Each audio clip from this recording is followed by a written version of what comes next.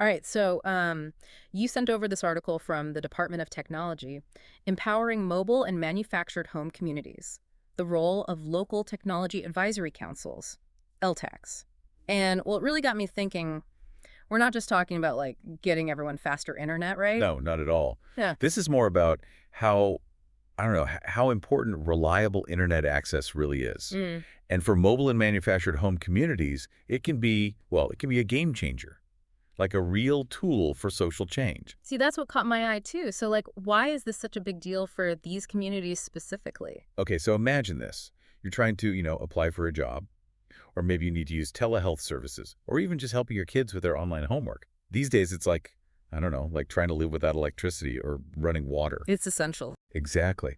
But, and this is what the article really highlights, for a lot of people in these communities, unreliable internet is their reality. It puts them at a real disadvantage. Yeah, like they're stuck while the rest of the world moves on without them. And it's even more complicated because of how land ownership works in a lot of these communities. See, that's something I never really thought about before. What's the situation there? Well, a lot of residents, even if they own their homes, they're actually renting the land their home sits on. And that can create some, well, some power imbalances, let's say, especially with landlords who, well, let's just say they care more about profits than their residents. So you're talking about landlords taking advantage of the situation, making things even harder for the residents, and limited internet access is part of that. It can be, yeah. It's like another way to control the situation. Think about it. What if a landlord refused to let a good internet provider into the community? Hmm. Residents are stuck with whatever overpriced or unreliable service they can get. And that's where these LTACs, these local technology advisory councils, they come in. Okay, so like what exactly are LTACs? How would they even help in this situation? Well, think of them as a voice, a united voice for the residents, both owners and renters. They could work with local governments, with technology providers, even use the law to make sure their community has good, affordable internet. So they're like a what's the word? Like a tenants union but for internet access? Something like that? Yeah, you could say that. And the really cool thing about this article, it doesn't just stop at the local level. They actually talk about how these LTACs, they could be part of something much bigger, like a national movement. Really? Okay, now that sounds pretty ambitious. How do they go from like, individual communities to actually changing things at the federal level? Well, it's kind of like a domino effect. It starts small, right? Residents get together, they form these LTACs, and then they start pushing for better internet in their own backyards. Right, right. Those small victories are important, but then what? And as these groups start racking up wins, they can start talking to each other, sharing what works, what doesn't, maybe even joining forces with groups in other states. Strength in numbers, right. Exactly.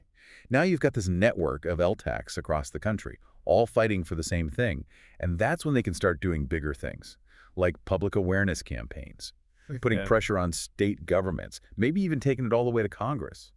It's starting to sound like a real grassroots movement here. But wouldn't they need, I don't know, a lot of support to get Congress to actually listen?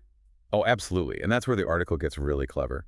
It talks about how these LTACs, they could use technology to get their message out there.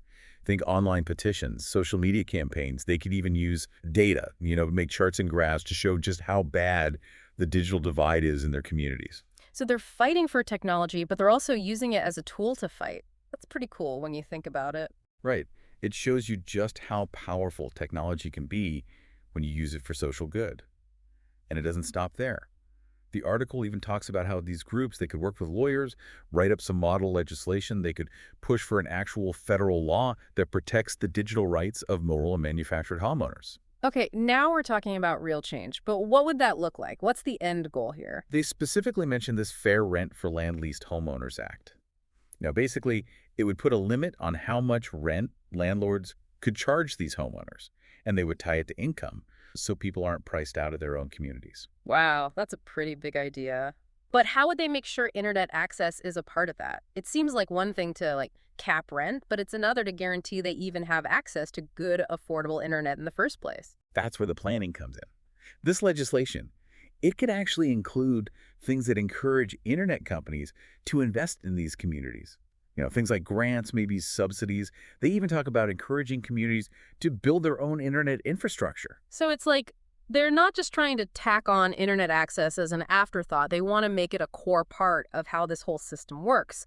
But, laws are only effective if they're actually, enforced. How would they make sure this Fair Rent Act actually helps people and doesn't just end up like, gathering dust on a shelf somewhere? That's where these LTACs, they really show their value even after a law has passed. Imagine they kind of shift from like advocates to watchdogs, right? They're there to make sure landlords are following the rules and, that those rules are actually making a difference in people's lives. So it's not a mission accomplished kind of thing. They stick around to make sure things actually get better. What would that look like, practically? What would they actually be doing? Well, they could keep an eye on rent increases, Mhm. make sure they're following the new law. If there are problems, they can push for, stronger enforcement, maybe even step in as mediators between the residents and the internet companies if there are service issues. It's about being a constant presence, Hmm.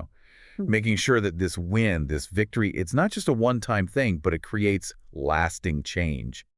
When you look at this whole picture, it's incredible how much relies on people coming together, right? Residents working together, creating this ripple effect that goes all the way up to the federal level. It's almost like a roadmap. It shows other communities, other groups that are dealing with similar problems, that they can use technology to fight for their digital rights too. It really highlights how we all have more power than we realize. Yeah. Every single movement, every fight for change, it starts somewhere, right? Often with just a small group who are brave enough to imagine something different. And in this case, by understanding how crucial the internet is, by using technology to make things better, these communities, they could change everything, create a more connected, more just world for everybody. I've got to say, this has been a real eye-opener. I never really connected something like internet access with, these bigger ideas of social justice. It's really made me think. And that's what it's all about, right? As technology keeps changing the world around us, it's our responsibility to make sure those changes are positive, to use those tools to build a better, more equitable society for everyone. So for someone listening to this right now, someone who's maybe never even thought about this before, what would you say is the most important thing they should take away? Knowledge is power. The more we understand these challenges, the potential solutions, the more we understand just how much collective action can achieve, the better equipped we are to become informed and active citizens. Ask questions, seek out different viewpoints, and don't be afraid to use your voice to advocate for a better future. What will you do with this knowledge? That's the question we all have to ask ourselves.